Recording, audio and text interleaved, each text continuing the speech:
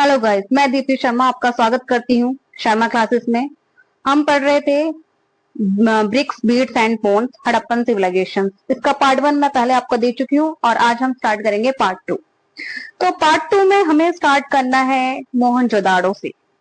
तो सबसे पहले हम देखेंगे कि जो मोहनजोदाड़ो था उसका आर्किटेक्चरल फीचर कैसा था, मतलब उसकी टाउन प्लानिंग किस टाइप की थी। तो सबसे पहले हम देखते हैं कि जो हड़प्पा था ये बहुत ही हड़प्पा का जो मोहनजोदाड़ो वाला एरिया है वो बहुत ज्यादा इंटरेस्टिंग रोल प्ले करता है। बिकॉज आप यहाँ देखेंगे कि यहाँ पे टाउन सेटलमेंट किस टाइप का था वो डिपेंड करता है, उसकी वजह से ये बहुत ज्यादा फेमस रहा है मोहनजोदाड़ो। तो जब हम मोहनजोदाड़ो की सिटी की बात करते हैं तो इसको हम दो पार्ट्स में डिवाइडेड करते हैं, एक सिटेडल एंड लोअर टाउन। तो जो सेटलमेंट है वो जो डिवाइड किया गया है दो सेक्शन में, वो सेक्शन आपको बताता है कि एक आपका स्मॉल टाउन था, साइज वाइज स्मॉल था और बट वो हायर था। लेकिन दूसरा हम देखते हैं कि वो साइज में मच लार्जर था लेकिन वो लोअर माना गया, यानी वो कम आंका गया। जो सिटेडल थी बिल्डिंग्स, जिसे हम लोअर कह सकते हैं कि एक लोअर टाउन कह सकते हैं, ये सिटेडल जो बिल्डिंग थी ये कंस्ट्रक्ट की गई थी मड्स और ब्रिक्स के प्लेटफॉर्म के ऊपर। यानी ये जो बिल्डिंग तैयार की गई थी, पहले उसको तैयार करने से पहले जो प्लेटफॉर्म बनाया गया था वो ईंट और कीचड़ का बना हुआ था। इसका मतलब है कि it was physically separated from the lower town in the some house remain the staircase to the reach the second story or the roof has been founded. In these pictures you will see that they have show the standard of living, how the people had using the staircase for the going to the upper roof. So हम क्या देखते हैं यहाँ पर कि इस तरीके से जो उनका कंस्ट्रक्शन था वो आपका सेपरेट कर लिया गया था और कुछ कुछ घर थे, नॉट एवरी हाउस, तो कुछ कुछ घर जो थे वहां पे स्टेयरकेस बने हुए थे, सीढ़ियां बनी गई थी, दो मंजिल मकान बनाए गए थे। ये हम देखते हैं आपके मोहनजोदाड़ो की सिटेडल में। तो आप देख सकते हैं लोअर टाउन ही मैं आपको दिखा रही हूँ, एक साइड लोअर टाउन है और दूसरी तरफ आपका अपर टाउन है। तो जो लोअर टाउन है आपका वो एक्चुअली देखने में स्मॉल साइज में है, स्मॉल साइज में नहीं बिग साइज में है, और जो अपर टाउन है वो देखने में बहुत ही स्मॉल साइज में है। तो स्मॉल साइज वाले को ही हम सिटेडल के नाम से जानते हैं और जो बिग आपको दिख रहे हैं बिग साइज में रिवर के नियरेस्ट, वो आपका लोअर टाउन कहलाया था। ठीक है, आगे चलते हैं। मोहनजोदाड़ो का अगला अगर हम पॉइंट समझे, खूबी क्या रही यहाँ पर कि ये जो लोअर टाउन था ये इसके भी चारों तरफ आप देखेंगे वॉल बने हुए थे, यानी पूरी तरह से ये किले की तरह चारों तरफ से घेराव हो रखा था और उस घेराव के अंदर ही आपके मकान सबके बने हुए थे। सारी जो बिल्डिंग एक्टिविटी होती थी इस सिटी की वो एक फिक्स्ड एरिया में होती थी। इस प्लेटफॉर्म के अंदर डिफरेंट एक्टिविटी जैसे कि कुकिंग करना, वीविंग करना, ये भी आपके होता था हॉट और ड्राई सीजन के अकॉर्डिंग। और भी अदर साइन अगर हम यहाँ पे प्लानिंग का देखें, ब्रिक्स आप देखेंगे यहाँ पे ब्रिक्स का यूज किया गया है। देखो आज के डेट में हम ब्रिक्स का यूज करते हो, सोचो हड़प्पन सिविलाइजेशन कितनी ज्यादा ओल्ड सिविलाइजेशन थी और वहां के लोग आपके ब्रिक्स बनाते थे, ईट बनाते थे, तो कितना मेंटली वो डेवलप थे। तो ब्रिक्स बनाते थे और ये ब्रिक्स आपके सब ड्राइड होती थी, बेक्ड भी होती थी और अनबेक्ड भी होती थी। और ये जो आपके ब्रिक्स को ये तैयार करते थे, इनका एक स्टैंडर्डाइज रेशियो होता था, यानी ये मैथमेटिक्स का यूज करते थे आपके ब्रिक्स को तैयार करने में। ओके, अब हम नेक्स्ट देखते हैं कि जब हम मोहनजोदाड़ो की बात करते तो भाई सबसे ज्यादा फेमस है ये हड़प्पा सिविलाइजेशन में मोहनजोदाड़ो में जो ग्रेट बाथ की बात हम करते हैं, यानी आपके बहुत ही बड़ा आपके स्नानागार था। सिटेडल्स में आप ग्रेट बाथ को देखते हैं, ये लार्ज रेक्टेंगुलर टैंक होती थी। ठीक है, और आप देखेंगे इसके चारों ओर कॉरिडोर बने होते थे, चारों साइड में इसके कॉरिडोर थे और उस चारों साइड्स में आप देखेंगे तीन साइड, चारों साइड में से तीन साइड्स में आपके देखेंगे रूम्स वगैरह बने हुए थे। और यहाँ पे लार्ज वेल था, कुआं था बड़ा, जिसका इस्तेमाल ये स्नान करने में करते थे। ये बहुत ही फेमस रहा है। इसके साथ ही और भी अगर हम विशेषता देखें मोहनजोदाड़ो की, तो इसका एक डिस्टिंक्टिव फीचर्स देखते हैं, यानी कि स्पेशल फीचर देखते हैं हड़प्पा सिटीज में, कि वहां पे जो ड्रेनेज सिस्टम था, यानी जो जल निकास व्यवस्था थी, वो भी बहुत केयरफुली प्लान करके बनाई गई थी। ठीक है, और मतलब यहाँ पे जो ड्रेन सिस्टम वो एक गली की तरह होता था, स्ट्रीट की तरह ड्रेन सिस्टम होता था और हर एक हाउस का जो है स्ट्रीट ड्रेन के साथ कनेक्शन रहता था। तो यहाँ पे बहुत ही मैनेज तरीके से सेटलमेंट किया गया। और वहीं हम इनका रोड और स्ट्रीट की बात करें तो आप देखेंगे कि यहाँ पे ग्रिड पैटर्न का इस्तेमाल होता था, ग्रिड का इस्तेमाल किया जाता था और राइट एंगल का वो इंटरसेक्ट करती हुई दिखती थी। और आप देखेंगे कि जो स्ट्रीट है ऐसा प्रतीत होता है कि ये ड्रेन के साथ कनेक्टेड होती थी गलियां, और उसके साथ ही हम देखते हैं कि जो डोमेस्टिक वेस्ट वाटर होता था वो भी आपके स्ट्रीट ड्रेन से होते हुए निकलता था।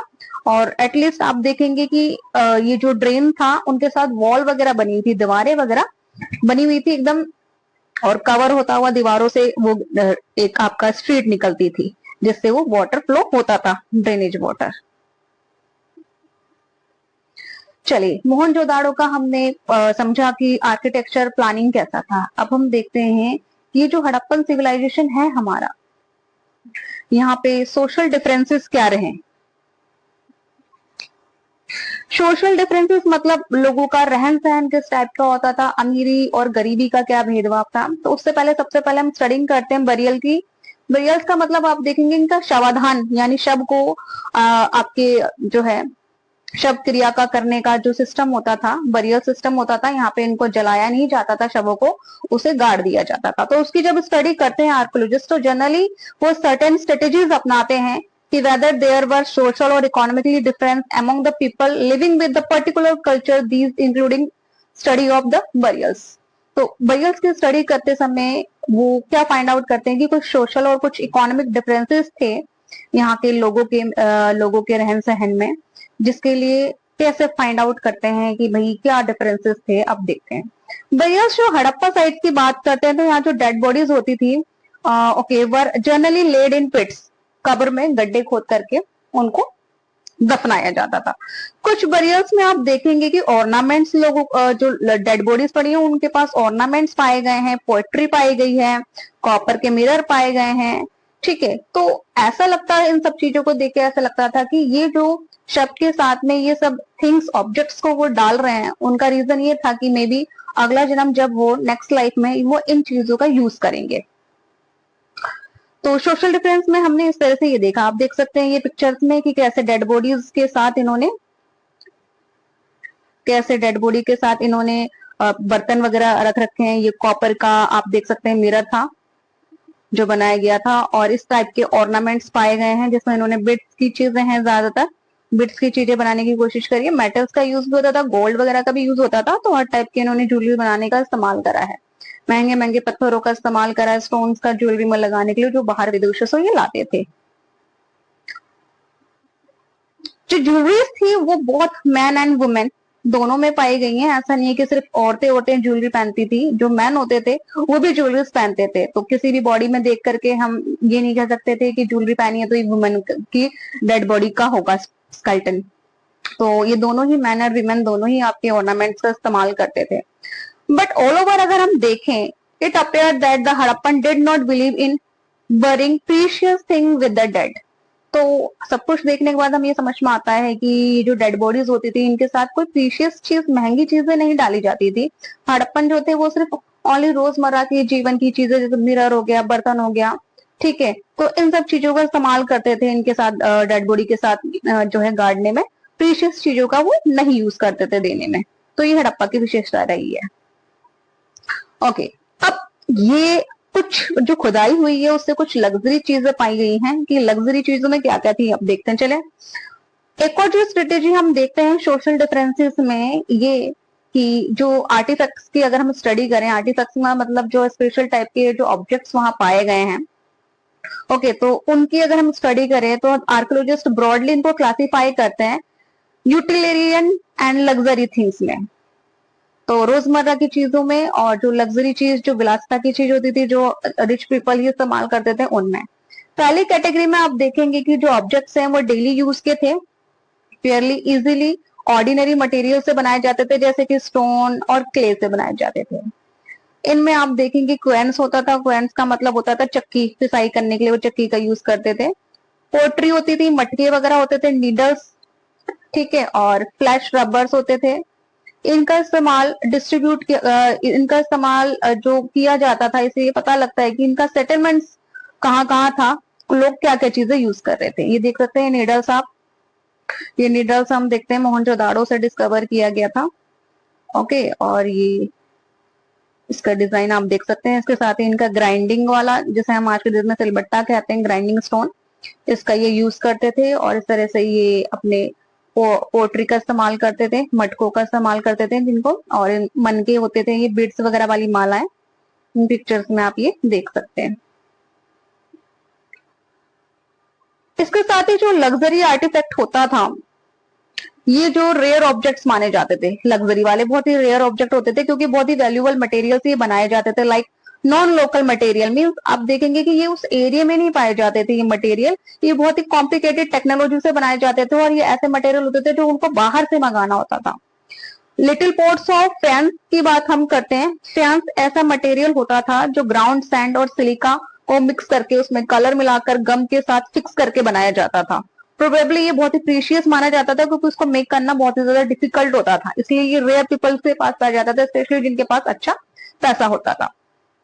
वैल्यूएबल मटेरियल की अगर हम बात करें तो उसमें they were also use the gold, perfume bottles and generally concentrated in the large settlement like Mohenjodaro and Harappa. तो ये आप गोल्ड जो देखेंगे, गोल्ड वाज द रेयर, जो आज के टाइम पे जितना रेयर माना जाता है वो तब के टाइम पे भी रेयर था। और परफ्यूम्स की बोतल भी मिली है जो ऐसी फैंसी की बनी होती थी, आपके सिलिका मिक्स करके जो बनाया जाता था। और इसके साथ ही हम देखते हैं कि ये चीजें हर जगह नहीं पाई गई है, महंगी चीजें ये मोहनजोदाड़ो और हड़प्पा जो साइट्स है वहीं पाई गई है। ओके, सो ये है। इसके साथ ही